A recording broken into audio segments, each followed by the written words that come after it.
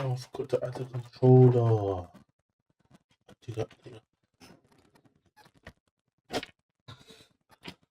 Welcome to this Touture machine that I saw on.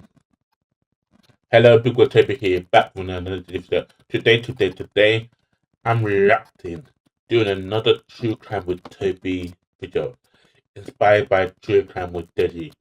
This is a torture method, the skin torture method, and we're gonna get into that reaction. And again, thank you to 1,000 subscribers. I decided to wear my delivery shirt for this one because I just came from the delivery. I put on specifically for this video, so well, let me not bore you and get into the video. And was incredibly proud to wear his. Subscribe, please. Thank you. Bye. So this, I can't remember the name of it. Let's see if he puts the name of it in there. It's something like the torture, and it's something torture, like iron torture or something like that. You'll see why I said iron. Probably said iron torture. So basically, what happens is this guy was tortured because he apparently stole someone's laptop, which he didn't. They locked him in a room for 7 days, and he endured the unbearable. Let's get into this reaction, shall we? This case takes place in Malaysia in 2017. Zulfaran was a 21-year-old man who was born and raised in Johor. If you want to enter the giveaway, the short to enter the giveaway will be linked in the description below. Before that video starts, let's get Baru, Malaysia. He was the eldest of 4 siblings. He grew up in a close-knit, working-class Muslim family. Friends and family described him as soft-spoken, respectful, and disciplined. Let me see if I can find the name on my phone. What torture method? Because I searched it. I'll check my search history, and I couldn't find it.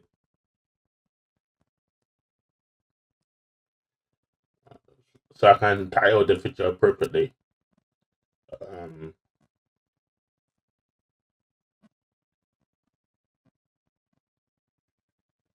It was called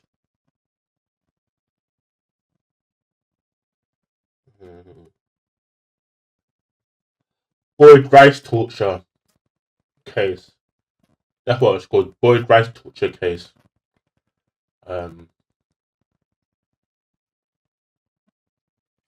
As you can see from this screenshot. His father would later say that he was a young man with a deep sense of responsibility, especially toward his younger siblings. From an early age, Zulfaran showed a strong interest in serving his country, particularly the...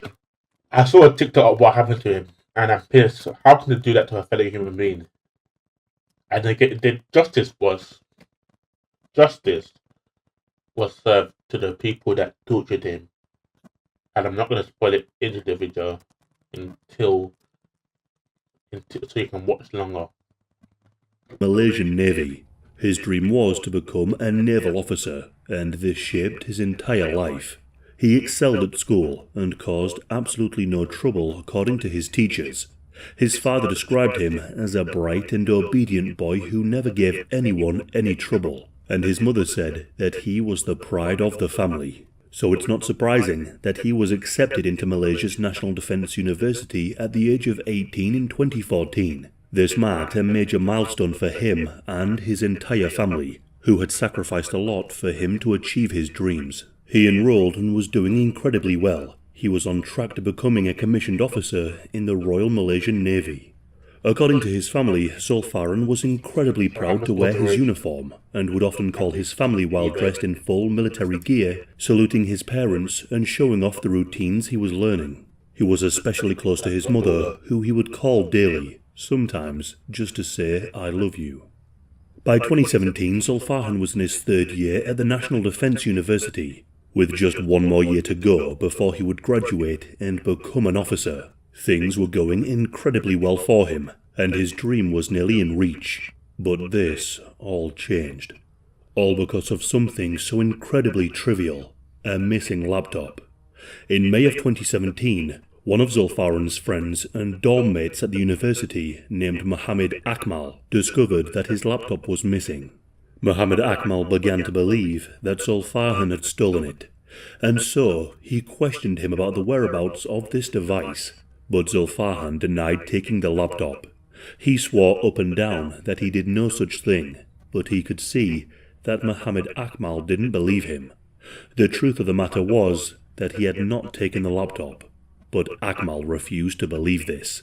Now, the correct thing to do at this point would of course be to contact the authorities, who would be able to investigate the matter and civilly come to a conclusion as to the whereabouts of the laptop. But this wasn't what happened, not even close.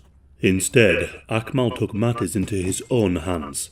He consulted a bomo, which is a traditional healer or shaman, in desperation to find the culprit.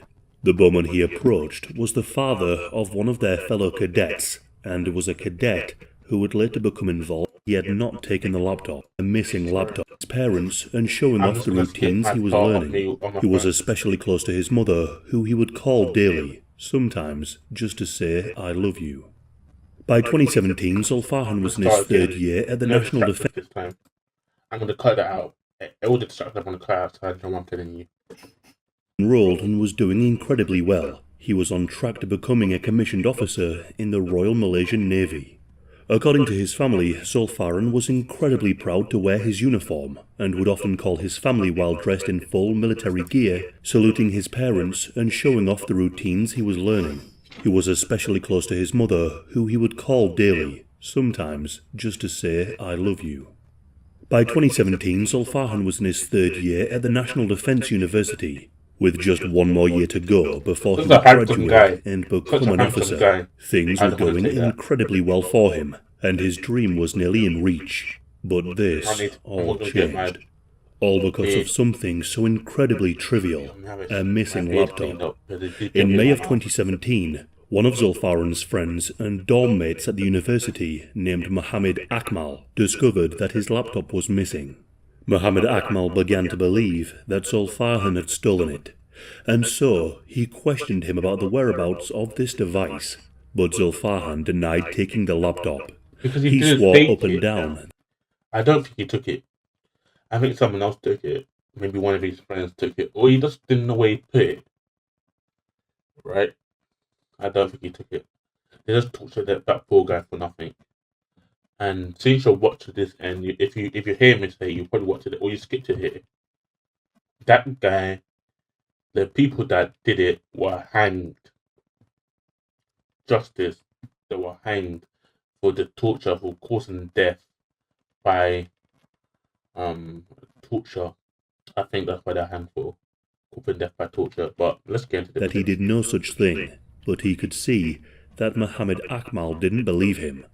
The truth of the matter was that he had not taken the laptop, but Akmal refused to believe this.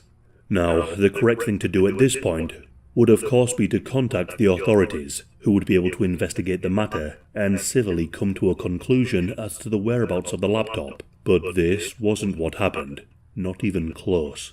Instead, Akmal took matters into his own hands.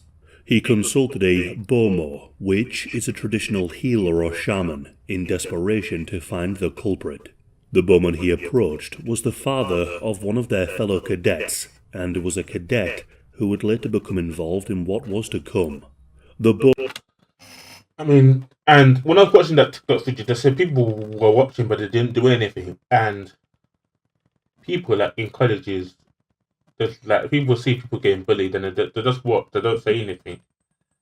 Yeah, and then they're afraid to speak up. That had to do with mental health as well.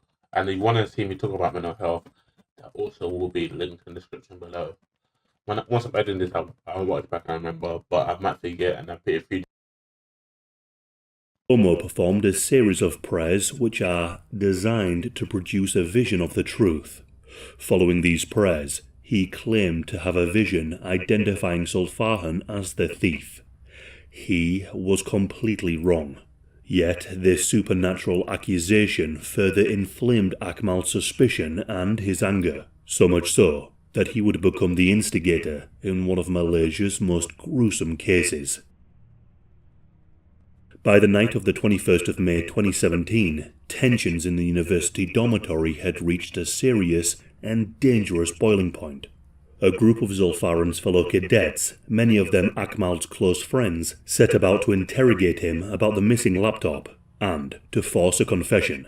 Akmal, along with 18 other students, confronted Zulfahan in a doorroom, literally hell-bent on So getting... these are the people that some of the people, six of the people, 6 out of 8 people that did it. They look like innocent boys. I'm sure the one that's first, sorry, this one is the one that got his laptop stolen. But why wouldn't you say anything? Why wouldn't you call the police? Why wouldn't you stop him? I mean, with an iron, this saddens me. Yeah, I'm reacting to it how I think Deddy, if it was me, and if I get the chance to be in a video with Deddy, how he would react to it. And give me my own opinion, but something similar to Deddy, but in my own style. Not exactly Deddy, but like maybe 50% Deddy, 50% me. Yeah. answers. Zulfaran was just minding his own business in his dorm room when the group of cadets proceeded to march into his room. They barged in, which, as you can imagine, startled him a great deal. Without saying much, Zulfahan was taken by force from his own room and physically apprehended. They then took him to room 0305. This was the room where the horrifying attack would later take place. He was taken to this room and was held captive by his own peers. At around midnight, he was grilled by the attackers. They were determined to know where the missing laptop was, but of course, Zulfahan had no idea. By 2:30 a.m. in the early hours of the 22nd of May, this interrogation escalated to outright torture. Zulfaran's hands and feet were tied up to the bed so he could not escape or fight back. The cadets then began to mercilessly beat him, shouting at him to confess and tell them. I mean, why does the guy think it's him? It's clearly not him. It's clearly innocent, but he doesn't steal. Why does the guy? This pisses me off. Why would you torture someone with an iron? The boy drives torture. I wonder why it's called the boy drive torture. But why would you torture someone with an iron? All because I might actually try and do it myself so they're going to bother to knee out myself. Yeah. If I have a razor, I might try and knee out myself. But why would you do that?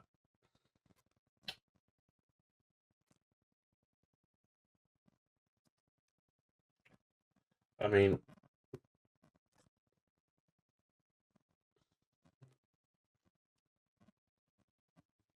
this is disappointing. Really, this is disappointing.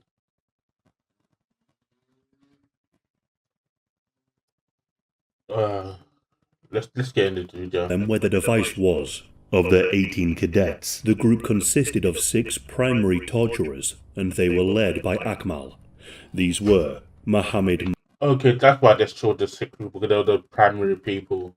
So we have Mohammed, Abdul, Mohammed again, Abdmuddin, Mohammed again, and Mohammed again.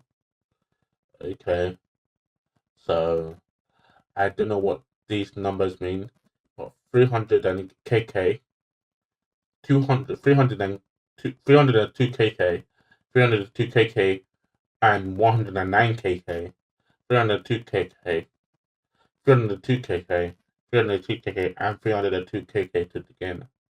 You can see this one was much bigger than him, so that really intimidated him, probably. I know he didn't steal that laptop. I'm guessing the person that stole the laptop is one of these 6 torturers here.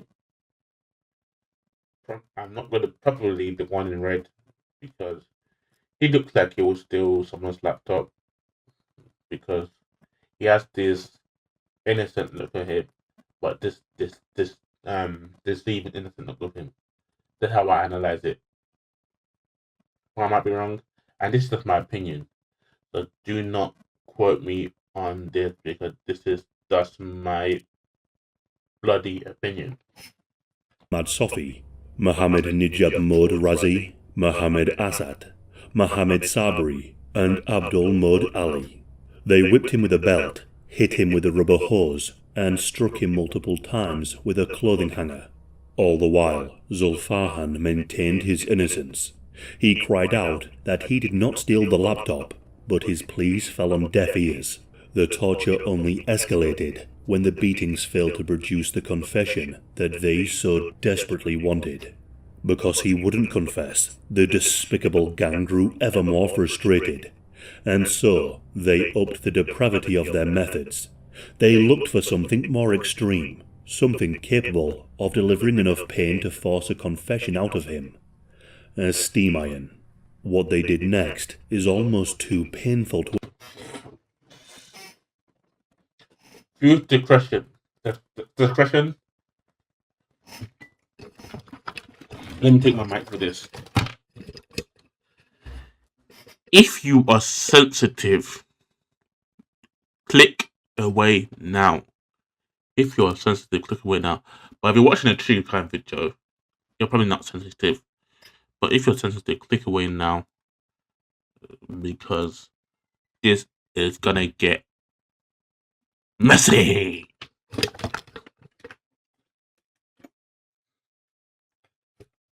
Imagine. One of the cadets plugged the iron into the socket, turned on the appliance, and waited. Waited until the metal plate was scalding hot, hot enough that the skin would blister upon even touching it. Then, taking turns, they pressed the hot iron against Zulfarhan's bare skin over and over and over again. They burned every area of his body except for his face and the top of his hands, which was deliberate. The group specifically avoided burning these areas so that if he wore a long-sleeve shirt, the torture marks would be hidden if they needed to transport him. From 4:45 a.m. for the next several hours, Zulfarhan was tortured with the iron approximately 90... Deji, if you see this video, which you're probably not going to see this video, thank you for that video idea. And if you want to react to my video, analyze what I analyzed, just do it. Right. If you could tag Deji in this video, which you're probably not going to do, but if you could tag Deji in this video, you hear. Oh.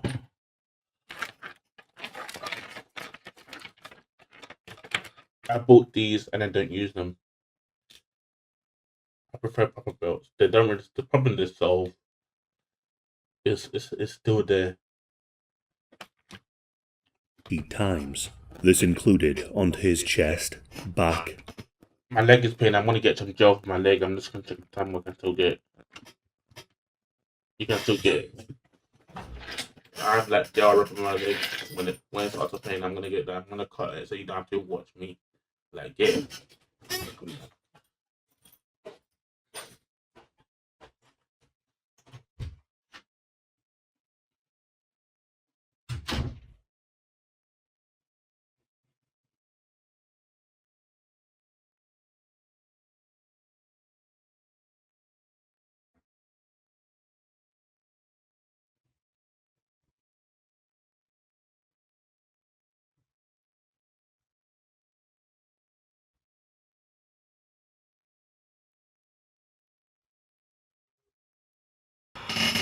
So I realized I wasn't recording my face, so I'm just gonna cut that out.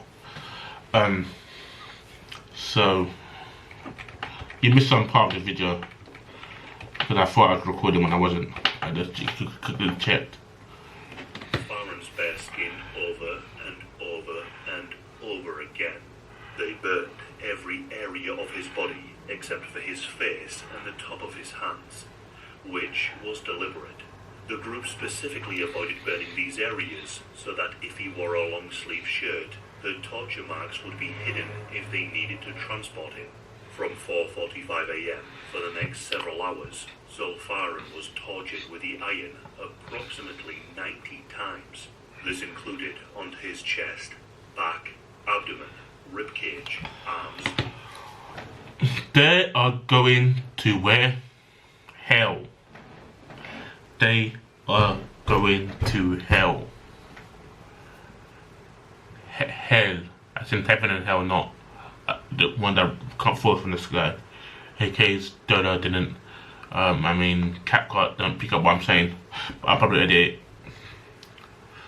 How can you torture someone just because you thought they took your laptop? And why are you trying to force the confession? The fact that you're trying to force the damage, the fact that you're trying to force the damage, he didn't do it. He does have a grudge against him. And there were no, forget it, I'm never going to say it. Shoulder blades, thighs, calves and ankles. They even burned the most sensitive areas, both sides of his buttocks and his privates, holding down the iron for prolonged periods of time on these specific areas. One of the torturers later admitted that when he pressed the iron into his inner thigh, Zulfahan recoiled his leg and let out a cry of "please don't," but he just continued. Muhammad Akmal later confessed that he pressed the hot iron into the sole of Zulfahan's foot. The burns were so severe that raw muscle tissue was exposed. This level of trauma. This is disappointing. This is so disappointing. I have no words. Literally, I have no words. How can you justify this? If that happened to me, or anyone I know, I will make sure they're put to death. I won't throw hands, but I'll make sure they're put to death.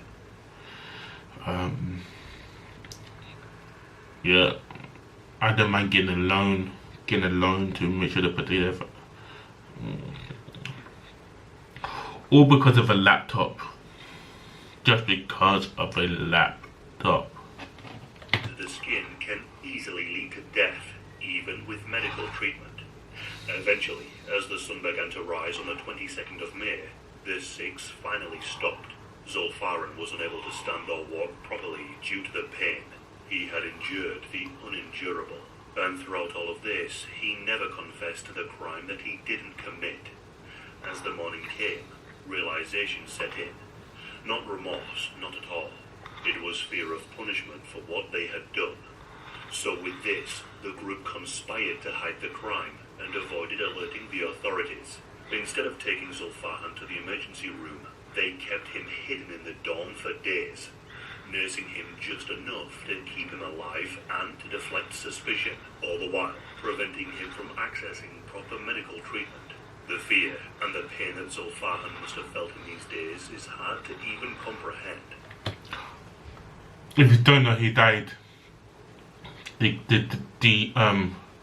Touture, I believe that's how you say it. Someone just Touture died, and these are his parents. They must have been devastated. They must have been devastated. I'm sure they picked up the phone. They're like, "No, this can't be possible. Why would someone want to do this?" And I'm sure they prosecuted them to the law, and they are part of the reason why they got hanged. His absence was explained away by others who told their lecturers that he was attending to a family matter.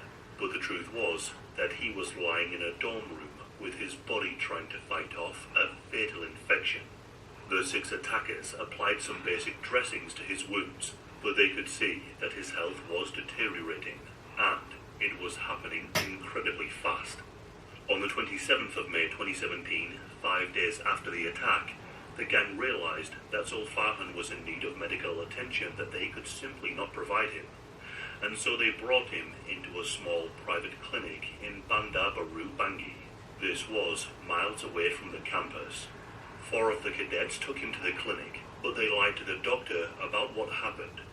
They told the doctor on duty that his injuries were caused by an explosion during military training.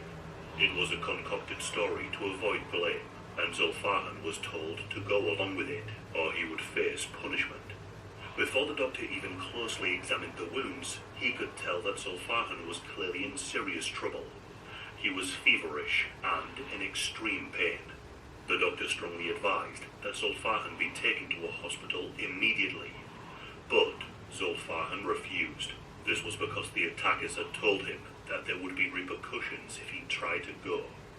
The doctor cleaned and bandaged up some of the wounds and urged their friends to take him to hospital as soon as possible. The 4 cadets said they would, but they lied, and they instead took Zulfahan back to the dormitory. Following this, 4 long and grueling days would pass. By the 31st of May, Zulfahan's condition had deteriorated even further. He was now clearly on the brink of death. This time, 2 of the cadets brought him back to the same clinic for the second time. The doctor who treated him the first time was utterly shocked that Zulfahan had not gone to the hospital as instructed. The doctor again dressed some of his wounds and told them to go to the hospital immediately, but it was already too late. The following day, on the 1st of June 2017, Zulfahan's terrible suffering came to an end. That evening, whilst being hidden in the dormitory, his body began to shut down. At approximately 10 p.m., Zulfahan went stiff, and one of the cadets finally called for an ambulance. Paramedics rushed to the scene, but Zulfahan was shortly pronounced dead not long after. He died as a cause of the torture.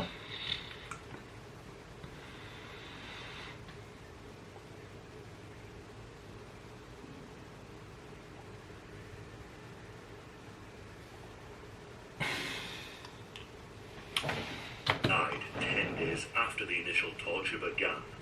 10 whole days. Upon arriving at the hospital, the staff was suspicious upon seeing his dead body. This was no ordinary death, and it certainly wasn't a training accident. His body had all the signs of torture. There were distinct burn marks, bruises, and extreme swelling. According to the autopsy, the fatal burns had caused widespread swelling and organ failure due to the severe trauma and infection. The injuries were so severe that even if he was brought in on the first day of the attack, he likely wouldn't have survived. Autopsy reports and the initial suspicion prompted a swift investigation. News spread, sending shockwaves around the country. The very same day that Zulfahan died, the police detained a large group of students as the investigation proceeded. Shortly after his tragic death, Zulfahan was laid to rest in his hometown. His parents, who had done everything to help him achieve his dreams, were now left to grapple with an unimaginable loss, and this loss was only compounded when they discovered just how he was killed. In the coming days, a total of 36 students from the university were detained. They were either suspected of involvement or that they might know something about the crime. Over the next 2 weeks, the police narrowed down the suspects who were involved. The 6 main culprits were arrested. These were the ones responsible for the torture, along with 12 others who were present or involved, but to a lesser degree. The police were able to recover the physical evidence. The steam iron itself was recovered, and it matched to the pattern of burns on Zulfahan's body. Investigators also found the blood-stained belts and rubber hoses in the dormitory. Traces of blood were also found inside the dorm room.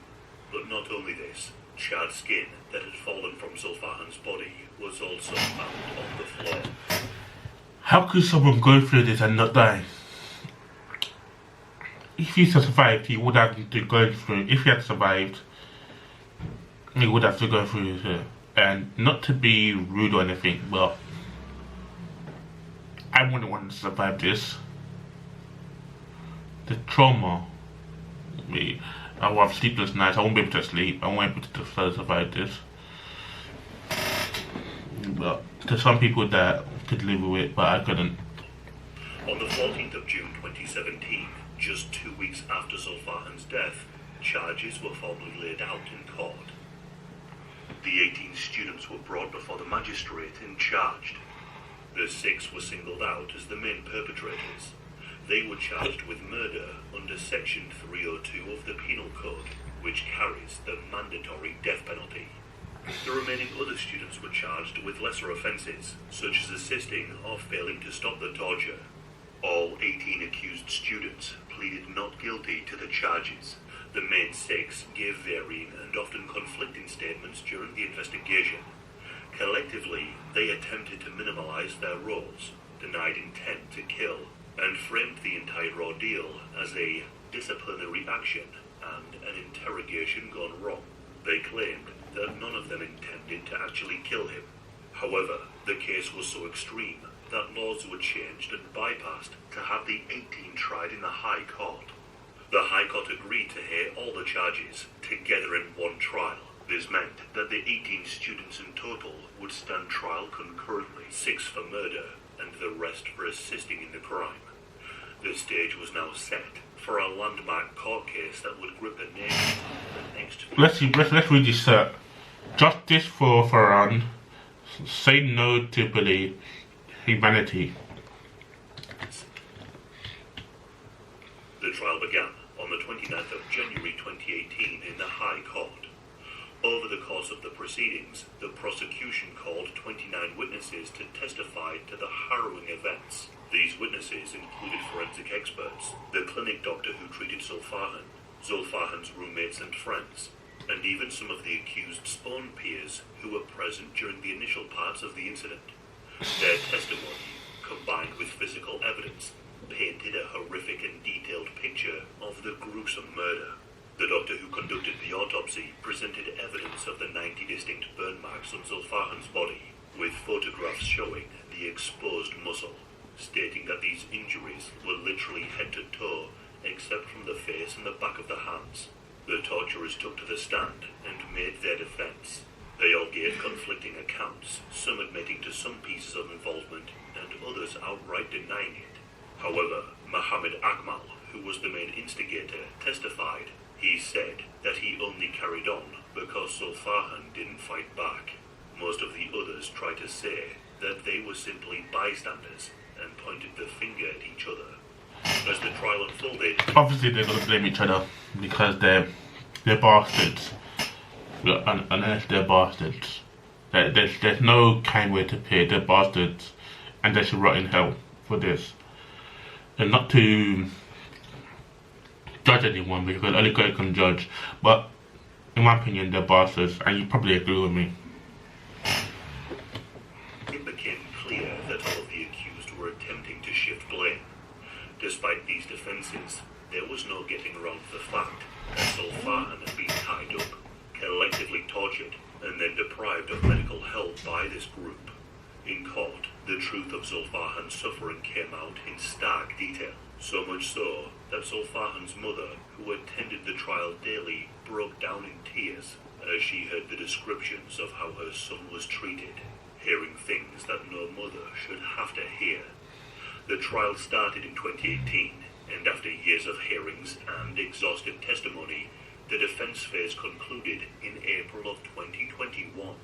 On the 2nd of November 2021, the judge delivered the verdict. The whole country waited in anticipation to hear the outcome. The judge found that the 6 main attackers were guilty, but not of murder. Instead, he convicted all 6 culpable of homicide accounting to murder, essentially a form of manslaughter, meaning that they caused Zulfahan's death without intent to kill. In the judge's view, the prosecution had proven that the 6 had injured Zulfahan with the knowledge that their acts were likely to cause death, but not that they had a premeditated intent to murder him.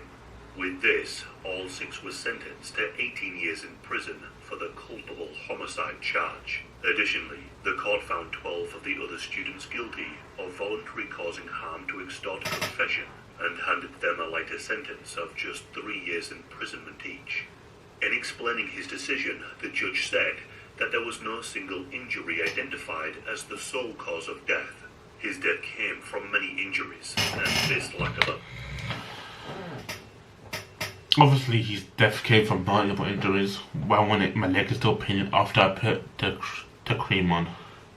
So, so yeah, yeah. Pinpointed fatal blow introduced reasonable doubt about the murderer's intent, essentially ruling the case as a brutal form of hazing gone horribly wrong rather than premeditated murder. Zulfahan's family were outraged. Not only did they lose their son, they had to go through a grueling trial, a trial which lasted years, only for the killers to get a relatively light sentence. They had to hear how their son was tied up and tortured, and then left to slowly die, and then they were let down by the courts. But it wasn't over yet. The prosecutors were rather unhappy with the verdict. They believed that the killers should be looking at much harsher punishments. So the very next day, they filed an appeal, seeking to overturn the culpable homicide verdict and reinstate the murder charges for all 6. They argued that the death was so gruesome and prolonged that intent to cause lethal harm should just be inferred. However, unfortunately for Zulfahan's family, they would have to wait 3 more years for the appeals to be heard. On the 23rd of June 2024, a 3-judge panel issued a 93-page document condemning the acts against Zulfahan as rare and extreme inhumane acts of violence. A new verdict was reached. It convicted the 6 men under the Penal Code 302, reinstating the original charge. The 6 were now sentenced to death by hanging, and the other 12, they were sentenced to 4 years instead of 3. The judge said, "This case is amongst the rarest of the rare, involving extreme cruelty that possesses a grave danger to society. It really hurts Such incidents." my leg. Okay. We're gonna end the video here because they got justice. Really, I'm getting a headache, my leg is paining, and I don't want to drag this video out too long. I've been recording for about 40 minutes, but I would have cut out the silences, so that'll be a lot less.